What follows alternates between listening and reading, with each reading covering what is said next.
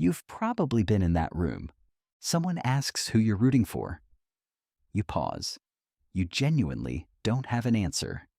And for just a second, maybe longer than you'd like to admit, you wonder if something is wrong with you. Everyone else seems to get it.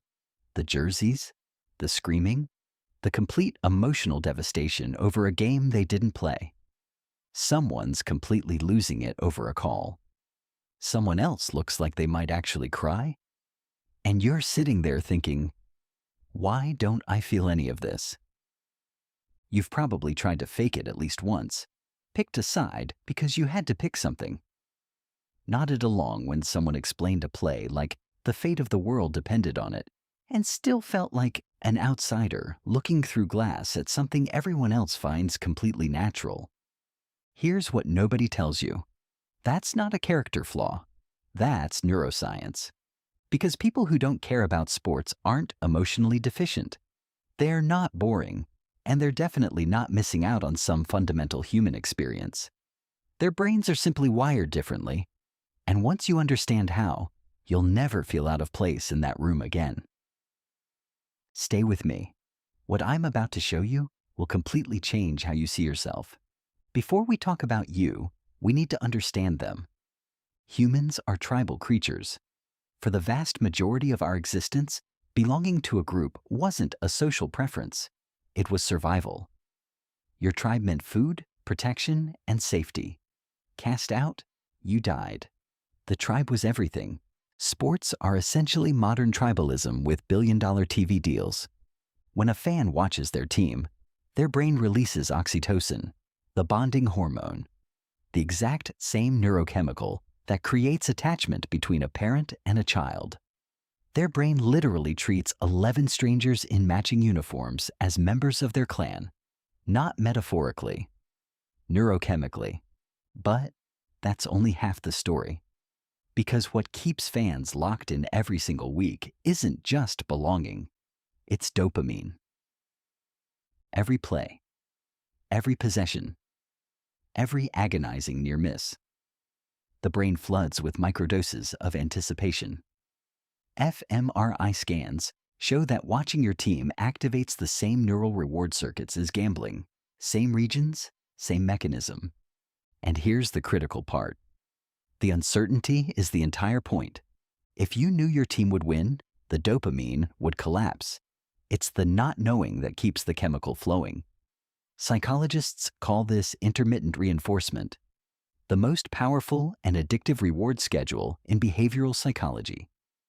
The same mechanism that makes slot machines impossible to walk away from. Consistent rewards train habit. Unpredictable rewards create obsession. Your brain doesn't care whether the dopamine is coming from a roulette wheel or a fourth quarter comeback. It just knows it wants more. Now here's the thing. People who don't care about sports, their dopamine systems simply don't fire this way for vicarious competition. And research from the University of Chicago suggests this may be partly genetic. Variations in dopamine receptor genes appear to influence how strongly someone responds to competitive spectator events. Your complete indifference to whether the Lakers win tonight might literally be encoded in your DNA. You didn't choose this. Your brain did. Here's the concept I want you to keep from this video. I call it the redirect effect. Sports fans and non-sports fans have the same core psychological needs: connection, meaning, emotional intensity, belonging. The difference isn't whether you feel those needs, it's where your brain routes the energy to meet them. Sports fans have a direct pathway. Tribal competition triggers oxytocin and dopamine efficiently and automatically. The brain found its channel early and keeps returning to it. Non-sports fans? Their emotional energy got redirected somewhere else. And that redirection happened so naturally, so early, that most people don't even realize it occurred. A 2021 study found that people with low sports interest scored significantly higher in openness to experience and appreciation of beauty. They're getting their emotional highs from art, music, intellectual challenges, deep relationships, or creative work. Think about the things you do care about intensely. The book that kept you up until 2 a.m. The conversation that felt genuinely electric. The project you couldn't stop thinking about. That emotional intensity isn't absent in you. It's redirected, channeled somewhere different. You didn't fail to develop a passion for sports. You developed a passion for something else. And your brain made that call early, possibly before you had any say in the matter. The redirect effect isn't a consolation prize. It's just a different road to the same destination. There's one more psychological phenomenon worth naming here, and it explains a lot about sports culture. It's called BIRGing, basking in reflected glory. When a fan's team wins, they say, "We won."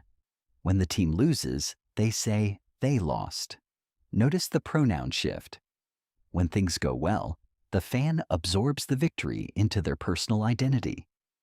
When things go badly, psychological distance kicks in automatically. Fans' self-esteem measurably rises and falls with outcomes they had zero control over.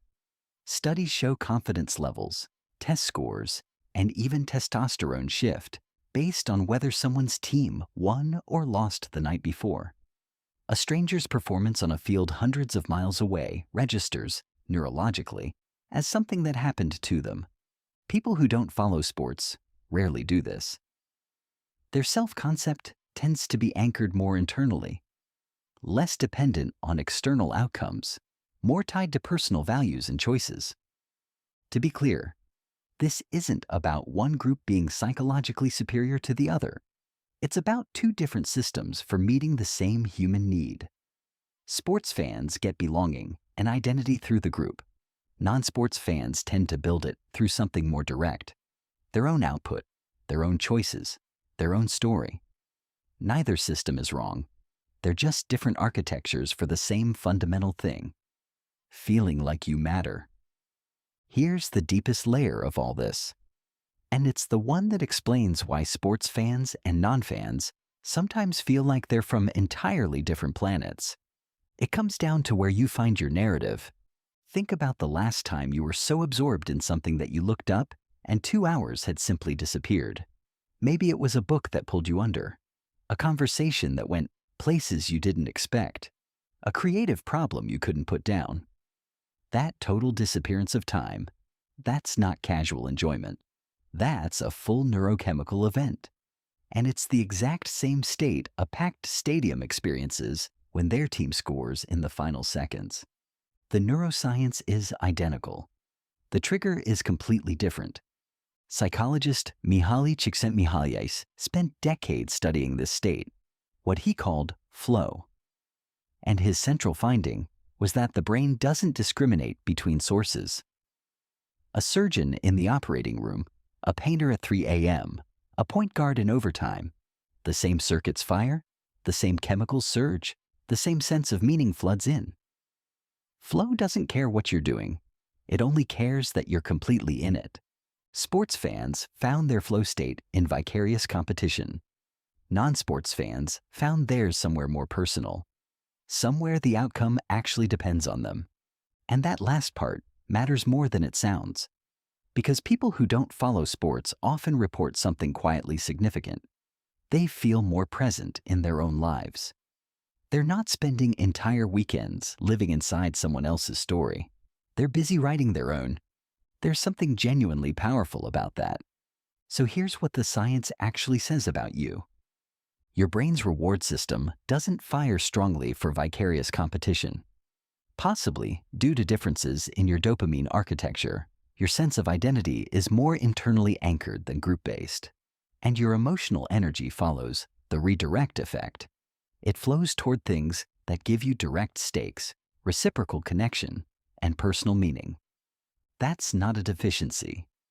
That's a different neurological profile, and it comes with real advantages: greater emotional stability, higher openness to experience, and a self-worth that doesn't rise and fall on a scoreboard. The next time someone asks who you're rooting for and you genuinely have no answer, you're not the person who doesn't get it. You're the person whose brain is busy somewhere else entirely. And that's more than okay. That's just the way you're wired.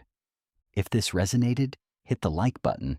It genuinely helps more people find this content. Subscribe if you're new here because we post every week. And I want to know, what's your version of the redirect effect? What do you care about as intensely as some people care about sports? Drop it in the comments. I read every single one,